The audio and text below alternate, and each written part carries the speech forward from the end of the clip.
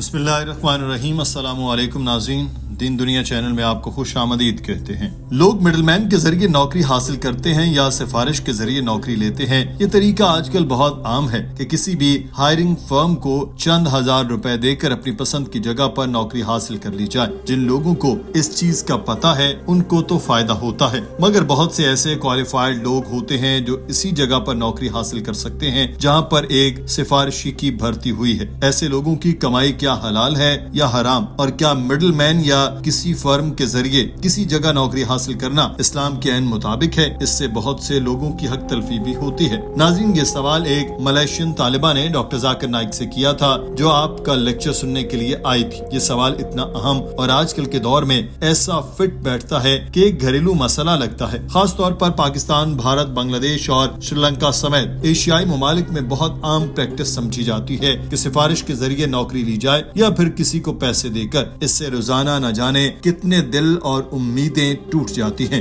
اس چیز کو انتہائی غلط تصور کیا جاتا ہے، مگر جو نوکری حاصل کرتے ہیں وہ اس بات کو نہیں سوچتے کہ یہ شاید کسی کو معلوم ہی نہیں کہ اس کے مذہبی طور پر کتنے شدید اثرات ہو سکتے ہیں۔ اس سے متعلق ڈاکٹر ذاکر نائک نے تفصیل کے ساتھ گفتگو کی جو ان لوگوں کی آنکھیں کھولنے کے لیے کافی ہے جو سفارشی طور پر بھرتی ہوئے یا ہونے کا سوچ رہے ہیں۔ آپ کو ناظرین یہ ساری گفتگو انگریزی سے اردو اور ہندی میں ترجمہ کر کے سناتے ہیں، مگر پہلے آپ اس لڑکی کا سوال سن لیجئے۔ What is your opinion from Islamic perspective about those who got employed from middlemen and they are not qualified for that job? So this kind of situation is basically suppressed of those people who more qualified and need that job. So doctor, I need your opinion about that. Thank you. Doctor Zakir Naik نے اس سوال کے جواب میں فوری طور پر کسی کی فیور میں بات نہیں کی، بلکہ نیوٹرل رہ کر اس طالبہ اور سننے والے تمام لوگوں کو سمجھانے کی کوشش کی۔ انہوں نے کہا کہ پہلے تو ہمیں یہ سمجھنے کی ضرورت ہے کہ کیوں مڈل مین یا سفارشی کسی کو نوکری دینے کا کہے گا۔ اگر یہ رشوت دے کر حاصل کی گئی تو پھر کوئی شک نہیں کہ یہ حرام ہے۔ اللہ تعالیٰ نے قرآن پاک کی سورہ بقرہ میں ارشاد فرمایا، اور ایک دوسرے کے مال آپس میں ناجائز طور پر نہ کھاؤ اور انہیں حاکموں تک نہ پہنچاؤ تاکہ لوگوں کے مال کا کچھ حصہ گناہ سے کھا جاؤ، حالانکہ تم جانتے ہو۔ اس آیت کے مطابق دولت دے کر اپنی مرضی کی نوکری حاصل کرنا، اپنی مرضی کا فیصلہ حاصل کرنا یا اپنی مرضی کی کوئی بھی چیز حاصل کرنا بالکل غلط ہے، کیونکہ اس سے بلا شبہ کسی دوسرے کی حق تلفی ہوتی ہے، اور کسی کا حق مارنے سے اسلام نے انتہائی سختی سے روکا ہے۔ آج کل دیکھنے میں اور سننے میں آتا ہے کہ فلاں شخص نے جج کو پیسے کھلا کر اس سے اپنی مرضی کا فیصلہ لے لیا،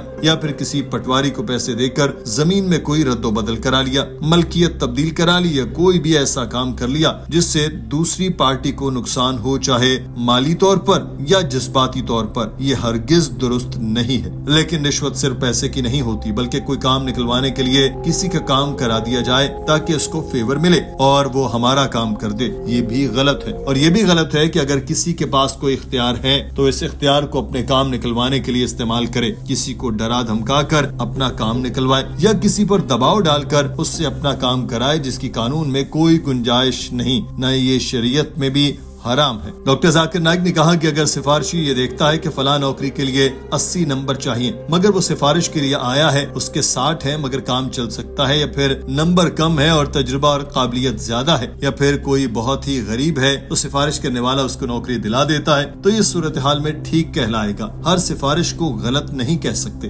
If it's because of bribing, it's not accepted. It's haram. Allah says in the Qur'an, in Surah Baqarah, chapter number 2, verse number 188, that do not use your wealth as a bait for the judges in order to eat other people's wealth. It's haram.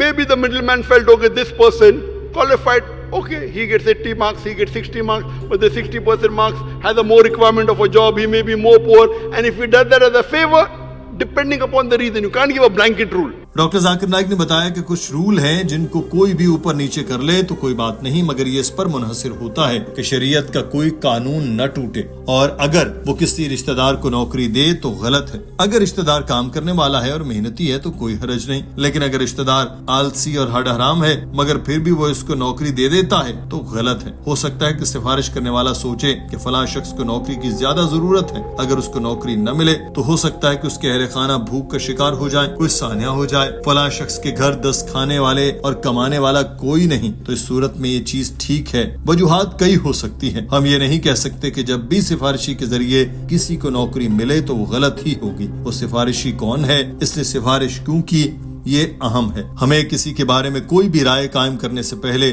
پوری صورتحال کو تفصیل کے ساتھ پڑھنا چاہیے۔ ہاں، اگر رشوت، دباؤ، خوفزدہ ہو کر کام نکلواتا ہے تو ہم اس کو غلط کہہ سکتے ہیں۔ There are options where the person in authority can go up and down without breaking the rules of Sharia. Taking bribe is haram.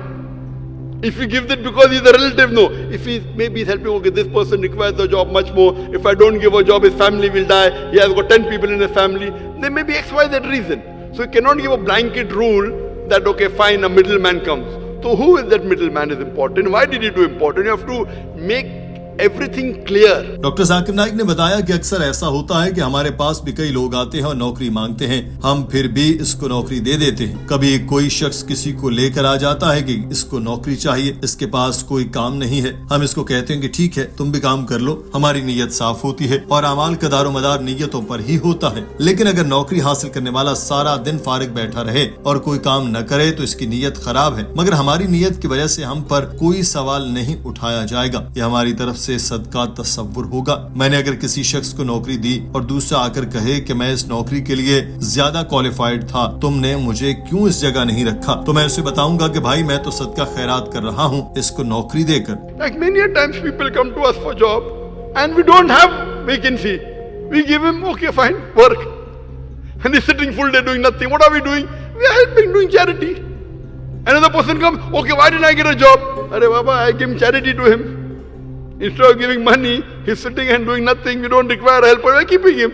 So you cannot come and tell me, oh, why didn't you take me? So the thing that who is in a position, he has a right to say yes or no. Like if you have an examination rule that so much percentage will get, if it's public, then they have to follow that rule. Then there are some trustees who can overrule. There are rules and regulations for everything. As long as they're not breaking the rule, as long as they're not breaking the Sharia, it's accepted. If you're breaking the rule of the Sharia and following the rule of the trust, the Sharia is more important.